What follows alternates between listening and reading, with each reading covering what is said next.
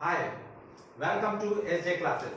और आज मैं आपको प्रोनाउंसिएशन क्लास, जिसमें आपको प्रोनाउंसिएशन की जो बेसिक चीजें हैं वो आपको बताने जा रहा हूं। और वो रियली आपको स्पोकन इंग्लिश में कमांड करने के लिए, अपनी कम्युनिकेशन को बेहतर करने के लिए डेफिनेटली कि वो बहुत ही सपोर्टिव होने वाली हैं। और इसे अगर आप ध्यान से सुनते और समझते हैं और इसको फॉलो करके आप बहुत ही अच्छी प्रैक्टिस करते हैं तो डेफिनेटली कि आपका प्रोनाउंसिएशन अच्छा होगा और इसी के साथ आपकी कम्युनिकेशन भी बहुत ही इंटरेस्टिंग और बहुत ही चमकदार हो जाने वाली है। तो आप इसे बड़े ध्यान से समझें। आपको यहाँ पे देख रहे हैं आप कि प्रोनाउंसिएशन क्लास, इसका सही हिंदी अर्थ जो होता है वो उच्चारण है। और ब्रिटिश प्रोनाउंसिएशन, आप देखते हैं कि जो हम लोग इंग्लिश बोलते हैं उसमें बहुत सारे लोगों के अंदर ये कंफ्यूजन होता है कि अमेरिकन इंग्लिश और ब्रिटिश इंग्लिश, क्या इन दोनों के बीच कोई अंतर है? तो इसका जवाब है कि इनमें कोई विशेष अंतर नहीं है। आपको यहाँ पे समझने की जरूरत है कि जो इंग्लिश है वो प्रॉपर ब्रिटेन की है और जो प्रोनाउंसिएशन है वो ब्रिटिश प्रोनाउंसिएशन जो ऑल ओवर वर्ल्ड में फेमस है। उसमें से कुछ वर्ड जिनके आपको अमेरिकन प्रोनाउंसिएशन के रूप में भी मिलते हैं, थोड़े डिफरेंट होते हैं। लेकिन आपको प्रोफेशनली अगर बात करना है तो आपके लिए काफी है कि आप ब्रिटिश प्रोनाउंसिएशन में एक अच्छा कमांड लेकर के चलें। और इसके बाद एक्सेंट मीन्स हिंदी में अगर देखें तो स्वर का उतार चढ़ाव, और एक्सेंट भी बहुत इंपॉर्टेंट होता है। लेकिन यहाँ पे समझने वाली चीज है कि एक्सेंट में हमें क्या जरूरी है। और खासकर यहाँ पे आप इंडिया में अगर इंग्लिश बोलते हैं तो यहाँ पे neutral accent, that is very popular, और न्यूट्रल एक्सेंट पे अच्छा कमांड हमें करने की जरूरत है। प्रोफेशनली हम न्यूट्रल एक्सेंट को अगर अच्छे से कमांड कर लेते हैं तो कहीं पे भी हम अपनी इंग्लिश बोल करके और प्रभाव पूरा बना सकते हैं। और इसके बाद न्यूट्रल एक्सेंट की बात आती है। न्यूट्रल एक्सेंट के बाद British accent that is different.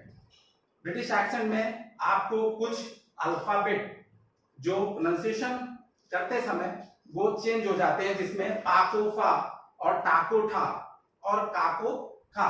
तो इस प्रकार से कुछ चेंजेस आपको मिलेंगे जो ब्रिटिश एक्सेंट में आपको न्यूट्रल एक्सेंट के अलावा होंगे।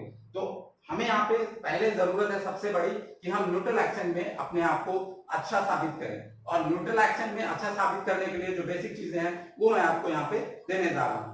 और यहाँ पे नीचे आप देखेंगे कि एक वर्ड और है, स्लैंग। स्लैंग का मतलब होता है चलताऊ भाषा। स्लैंग मीन्स चलताऊ भाषा, और चलताऊ भाषा का मतलब यह है कि हम अगर कोई भी वर्ड यूज कर रहे हैं तो उस वर्ड को हम अपने हिसाब से, अपनी जरूरत और अपनी सुविधा अनुसार हम उसको बोल करके काम चला लेते हैं। तो स्लैंग वो प्रोफेशनली कहीं पे भी आपके लिए इंपॉर्टेंट नहीं हो सकती। तो इसलिए स्लैंग पे हमको ध्यान नहीं देना है और हमें पूरा कंसंट्रेशन अपने आप को बना के चलना है कि हमें न्यूट्रल एक्सेंट को ध्यान में रखें।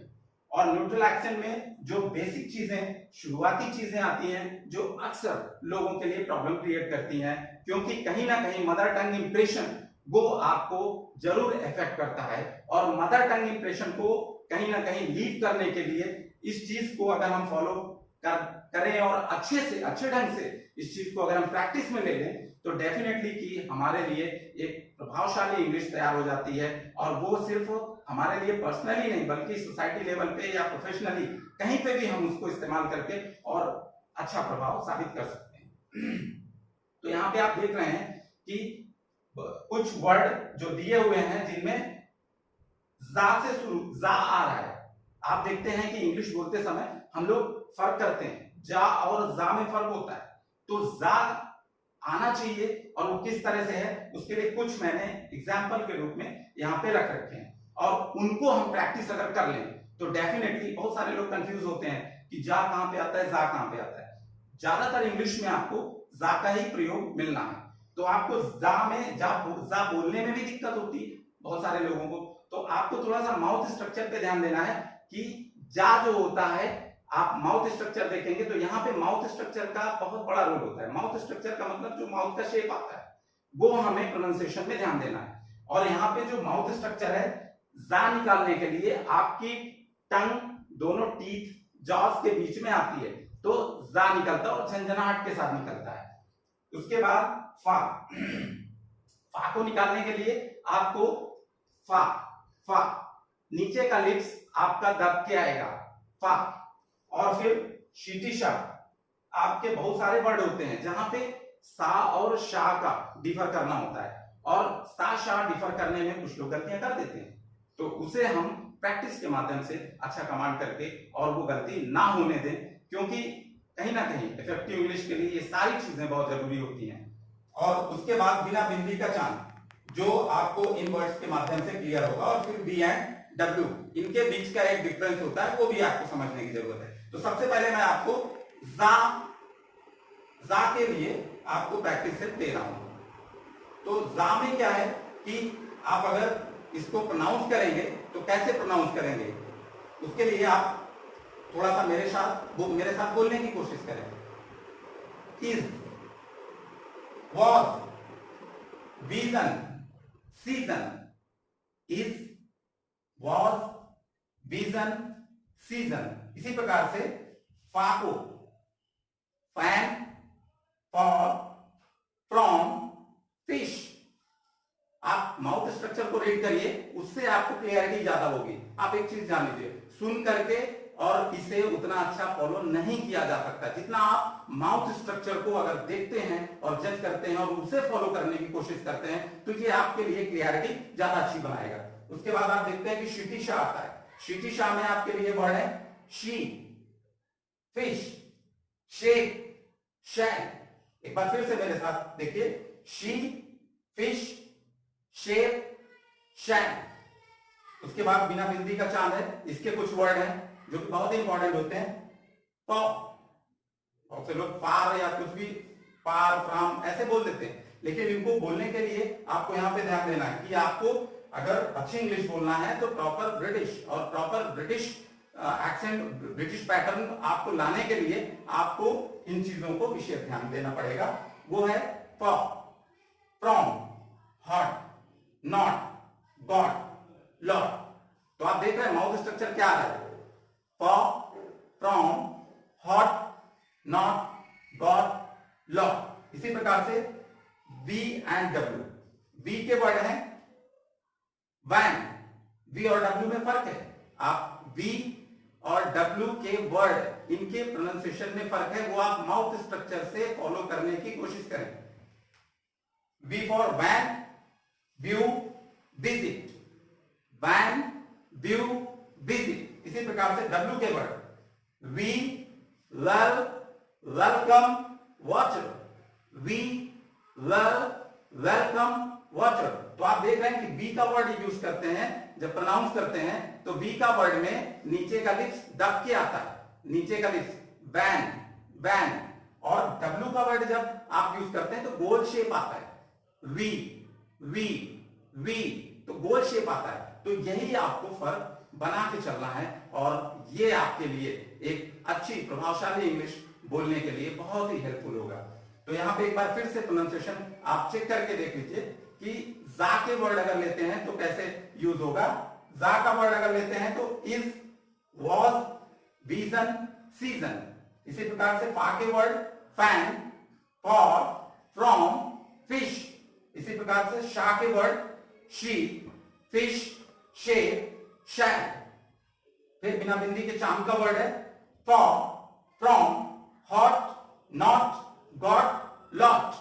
और फिर बी एंड डब्ल्यू, बी के word van, view, visit, van, view, visit. जैसा कि मैंने बताया कि बी का वर्ड जब भी प्रोनाउंस करेंगे तो नीचे का लिप्स आपका दबेगा, वैन, व्यू, विजिट। और फिर डब्ल्यू का वर्ड प्रोनाउंस करेंगे तो गोल शेप आएगा, गोल शेप आपको बनाना पड़ेगा और गोल शेप आएगा तो आपका हमेशा क्लियर रहेगा। We, well, welcome, watcher, we, well, welcome, watcher. तो ये आपका प्रॉपर वे होगा और बेसिकली आप इन 5 पॉइंट्स को विशेष ध्यान दें। 5 पॉइंट्स पे आप ढेर सारे वर्ड एग्जाम्पल के रूप में और ले करके आप इसको प्रॉपर प्रैक्टिस कर सकते हैं। और एक चीज मैं आपको जरूर बता देना चाहता हूँ कि अपने प्रोनाउंसिएशन को इम्प्रूव करने के लिए एक बहुत ही अच्छा तरीका है। अब तो आप लोगों के हाथ में मोबाइल है और मोबाइल पे आप डिक्शनरी अपलोड करके और स्पेशली ऑक्सफोर्ड डिक्शनरी अपलोड करें और वॉइस बेस्ड डिक्शनरी। उससे फायदा ये होगा कि वॉइस बेस पे आपको रियल प्रोनाउंसिएशन आएगा और आप उसको सुन करके और क्लियर कर सकते हैं। तो ये एक बहुत ही इंपॉर्टेंट क्लास है और आप इसमें प्रैक्टिस करेंगे तो डेफिनेटली अब इसी प्रकार से आप ऐसे वर्ड ले लीजिए जो आपको ये प्रैक्टिस के लिए हेल्पफुल हो जाए। और ऐसे वर्ड को आप बार बार अगर प्रैक्टिस कर लेते हैं तो आपकी टंग क्लियर हो जाएगी और बोलते समय कई बार लड़खड़ा जाती है या हमें दिक्कत होती है तो वो दिक्कत नहीं आएगी और हम फ्लुएंसी में बोल सकते हैं। तो फ्लुएंट इंग्लिश आपके लिए, फ्लुएंट इंग्लिश अगर बोलना है तो फ्लुएंट इंग्लिश के लिए आपको प्रोनाउंसिएशन आपका एक्यूरेट होना चाहिए और प्रोनाउंसिएशन एक्यूरेसी के लिए ये 5 पॉइंट्स आपके लिए बहुत इंपॉर्टेंट है। तो आज के इस वीडियो के लिए आप देख रहे हैं कि प्रोनाउंसिएशन क्लास से जुड़ी हुई चीजें आपको बताई गई और इनको आप प्रैक्टिस करके अपने आप भी इसको इम्प्रूव कर सकते हैं। तो आज के लिए इतना ही। और मैं आपको एक चीज और बता देना चाहता हूं कि आप इस वीडियो को लाइक, शेयर और सब्सक्राइब जरूर करें और बेल आइकन दबाना ना भूलें। Thank you.